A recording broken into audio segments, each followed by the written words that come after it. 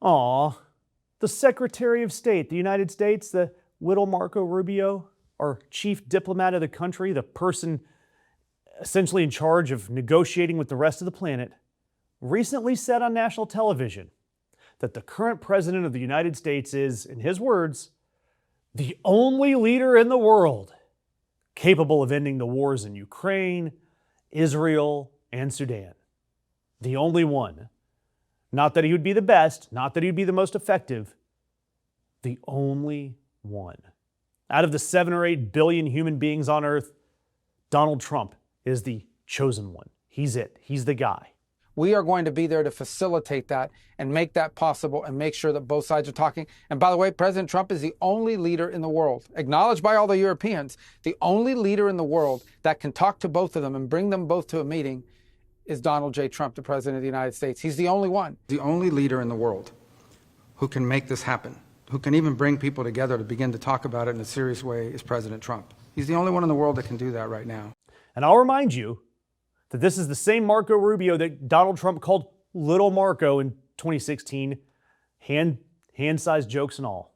The same Marco Rubio who in 2016 said that the policies of Donald Trump would make America a third world country. That Marco Rubio has now become, according to the New York Times analysis that was published over Memorial Day weekend, the single most aggressive brown-noser in the ego emperor's entire cabinet. And the Times analyzed more than 12 hours of Trump cabinet meeting footage. You know, those long televised ones that the president has started broadcasting on regular cable. The ones that Trump has found so boring that he dozes off in the middle of them.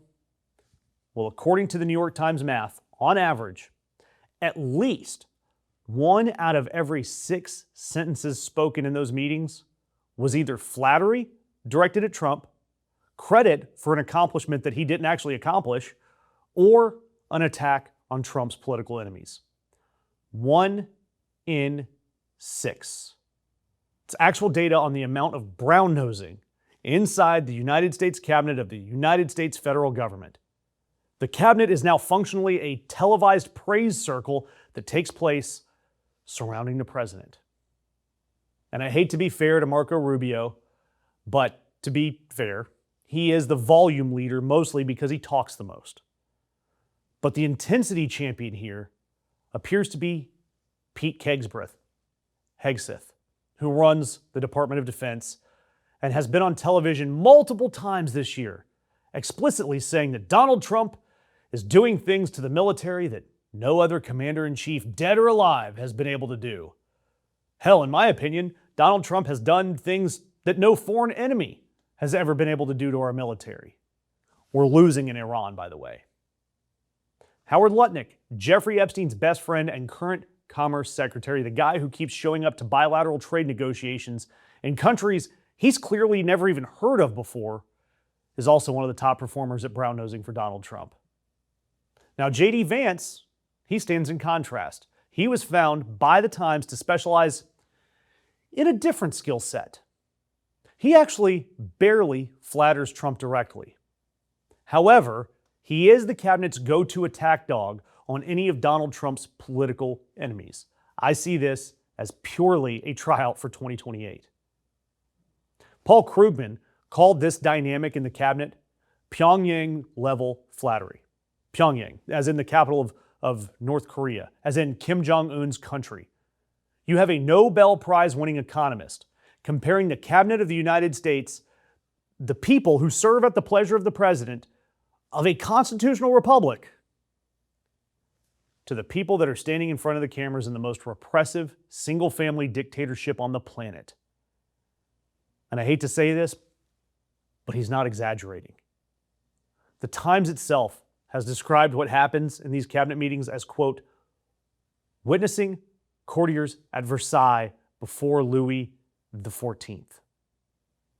Louis XIV famously was the king who said, "I am the state." And that is Donald Trump. And that is why everything sucks. Donald Trump cannot stand to have an honest feedback loop anywhere inside his White House.